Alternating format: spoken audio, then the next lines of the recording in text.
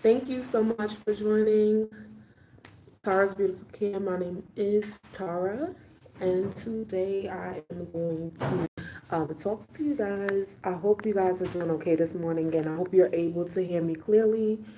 Wanting to talk to you guys about soap, of course. What else are we going to talk about? This is a soap channel, and that's what we talk about is soap. So, wanting to just more like, compare some soaps that I, discovered and I know that melanated people like. And I want to give you an idea of what you're putting into your skin and what's, the facts. Because I know sometimes people would say, well, nothing's happening now, everything is great. But from what I've understood and, gathered from being around older people, they have shown me through their health history that things were good for them as well in the beginning when they were younger. And as time goes on, their health slowly declines. And so I get it.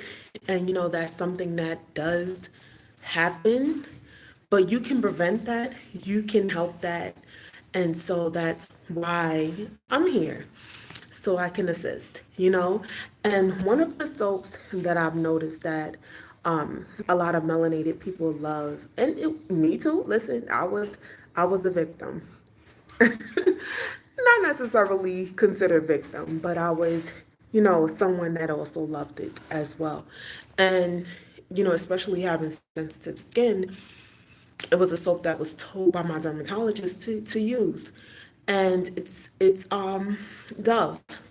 So a lot of times people are, and maybe I'm out of date because sometimes, you know, uh, you'll hear from other people be like, well, we don't use Dove anymore. We may use another type of soap.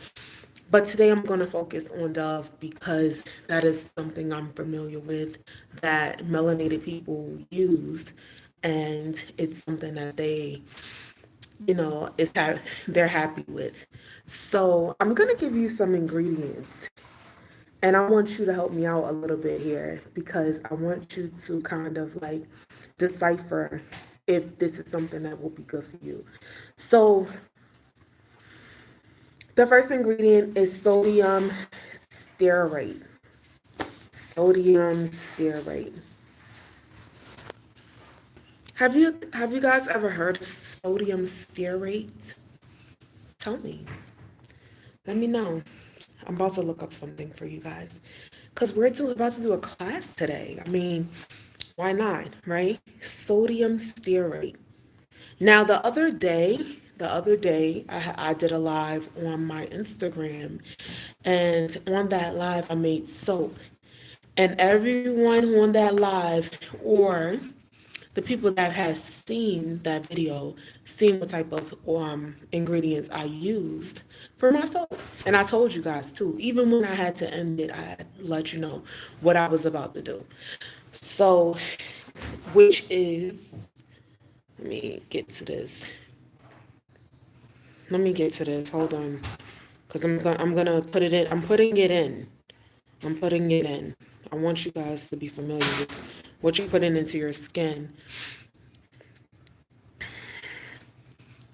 As I said, I mean, I did the same, so I'm not, you know, um,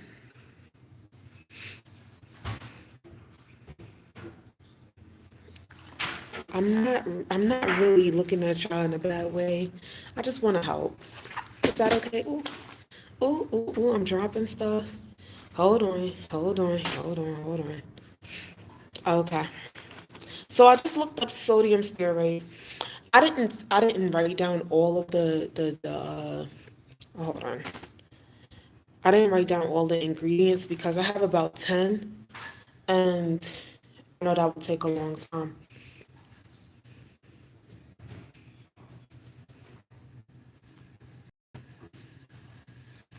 Mm.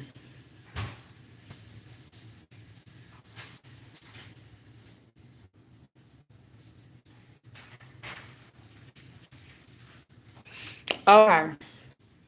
let's read this because I want this to be known. So it says sodium stearate is generally recognized as non-toxic. Ingesting large amounts sorry. Okay, hold on. Could cause digestive upset, or inhaling it in powder form could cause respiratory irritation. However, as used in most products, it is generally non toxic.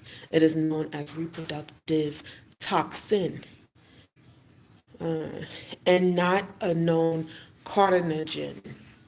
Let's read what it says here. So it says, and then I'm not gonna, this is, for like honestly, this is my first time reading this, so it's not like I'm trying to hide information. You can also look this up on your own. So if it's saying great things, okay. If it's not, then we're gonna address it. Sodium stearate is the most common fatty acid salt in today's soap.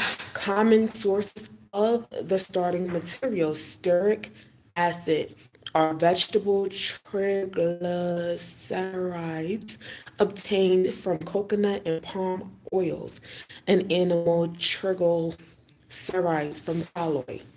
The names stearic and stearate are derived from stear, the Greek word for tallow. Okay, one of the things that I do see is that, okay, it steers from an oil that I'm familiar with, which is coconut and palm oils, because I have those oils. Um, but what do you think? What do you think? What do you think? For me being a soaper, which means I make soap, I'm gonna say I would not add that into my soap because you only need basic ingredients, and the fact that it causes irritation with inhaling, and you also receive irritation, in other manners. I forgot exactly what it said. I would avoid it, because I'm not looking to be irritated. I'm not looking for my customers to be irritated. I'm not looking for any other issues. I don't know the effects of it, and if I can avoid it, I will. You know what I mean? But let's go into the next ingredient. We're already hitting almost 8 minutes. Give me one moment. We only did one ingredient. You know what I should do? I should name the ingredients, and then we'll go through a few, because it is a lot, and I don't know if we are going to be able to get through it today. So the next ingredient, I don't even know if I can say it because of the long spelling. Okay, let's try it. Cocamidorphophilbutane. I'm embarrassed. Cocamidorphophilbutane. I'm sorry. I can't do it. It's hard. It's super hard, okay? And I pronounce it as best as I can. But what we can do is we can look it up to see what it says. And the thing about this is that um you know and I don't know if you guys heard this as well. If you can't pronounce these ingredients, should you be using it on your skin? That's another factor. Let's look it up. I mean, I'm not sitting here trying to just down Dove. I use Dove once upon a time. Give me a moment. Let me type in this Coco Filivatine, whatever it is it's saying. Let me type it in. Let me type it in. Because, you have to see for yourself. It's not just what I say, it's what is written. Let's see. I have one hand that I'm using. Hope you guys can be a little patient with me because Trying to get the correct spelling. I'm almost there. Surprisingly.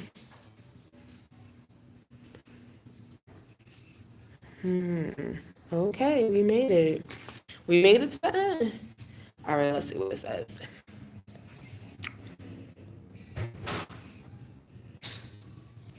First, I'm gonna look up if it's good or bad for you. It says it is a safe ingredient for most people. It didn't say for all. It said for most. Okay. It says CAPB is a surfactant that comes from coconut oil. It comes from coconut oil. Surfactants are substances that lift oil and grease, allowing for easier removal.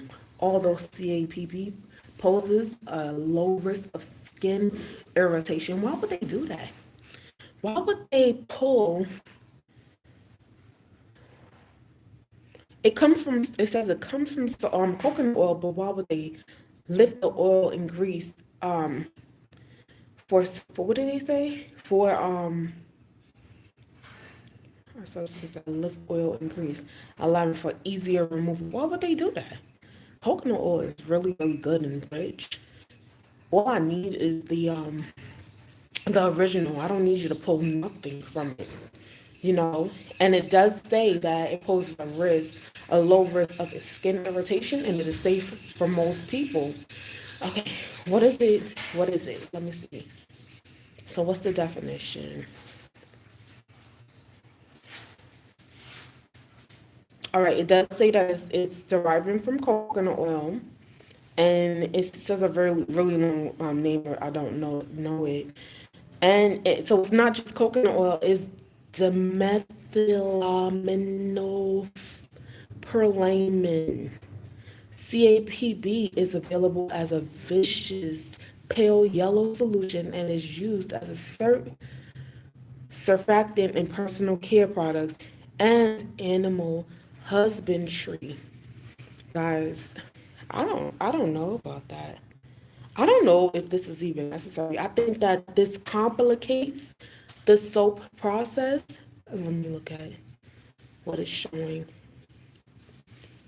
Benefits. No, I think this complicates things. And I'm not sure, they have their reasons, but I'm not sure why they do this. But I don't get it. Let me name some other ingredients and let me see if you guys are familiar with it. Lauric acid. I want to look that one up. Etadrinate, tetrasodium, water, sodium cethanol. I feel so bad. I don't know how to say these words. Cethanate, sodium cocoate, alumina,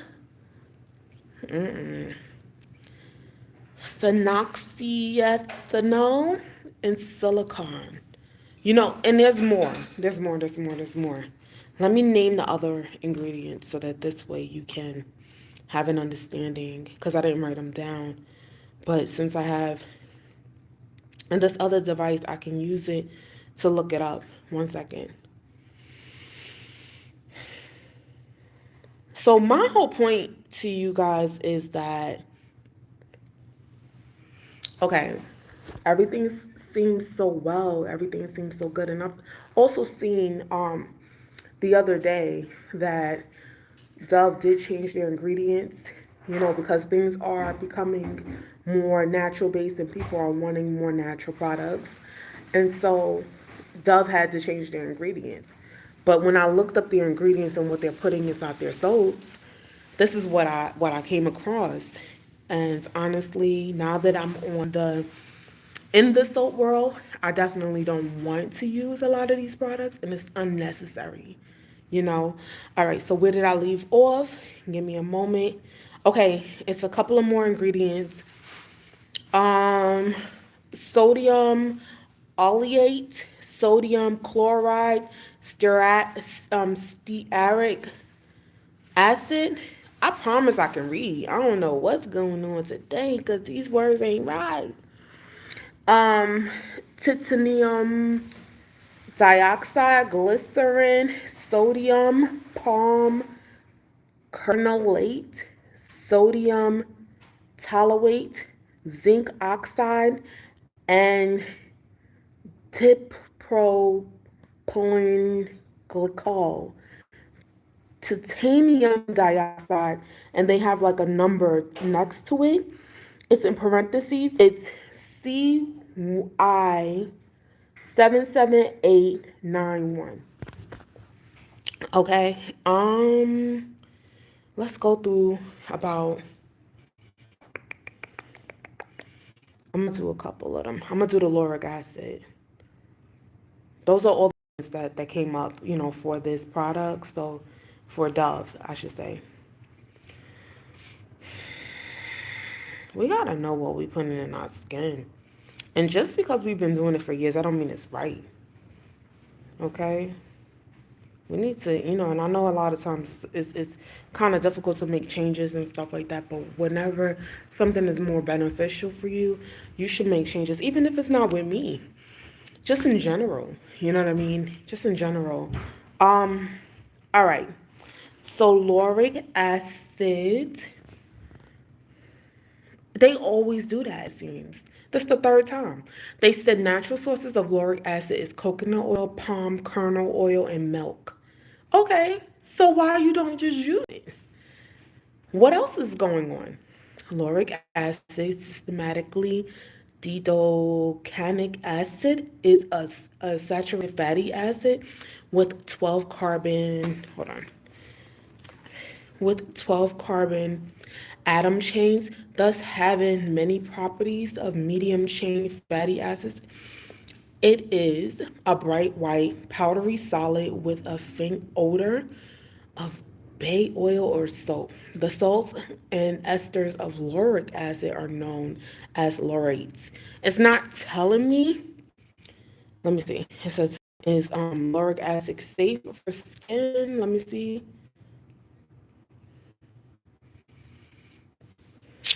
Listen, I don't trust this.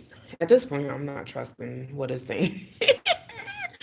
It says the results of a 2009 study found that lauric acid could reduce inflammation and the number of bacteria present. And it's not because, hold on 1 second.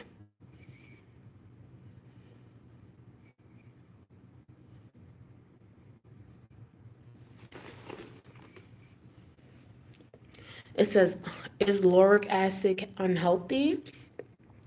And it says that lauric acid is a leading cause of mortality worldwide, and dietary habits represent a major risk factor of and for dyslipidemia, a hallmark of CVD. Saturated fatty acids contribute to CVD by aggravating dyslipidemia. And in particular, lauric acid raises circulating, hold on. Why did that happen? I'm sorry. Just when I'm getting to the part. Raises circulating cholesterol levels. Okay. Listen, it's a no for me. It's a no for me. And I think the only thing that I'm trying to do is just bring this awareness and and we can stop here. But I'm just trying to aware you guys that even throughout the names, like everything is acid, silicon, alumina, and we're familiar with those syllables and things like that. We're understanding that those are not something that we should be ingesting into our skin. And let's see, yeah, sodium stearate. Okay, no, no, no, no, no, no, no. So that's the only thing that I'm trying to aware you guys of is the products and the way things are with it. But I do love you guys. I'm so thankful that you joined my live, and I will be back with you tomorrow. We'll talk and we'll also make soap tomorrow. So we're done with this lesson. I just wanted to bring it to your attention. Just write the names down and look it up on your own as well. Don't just take my word for it. Like, you got to prove all things. So I thank you. I hope you guys have a wonderful day and God bless. Bye bye.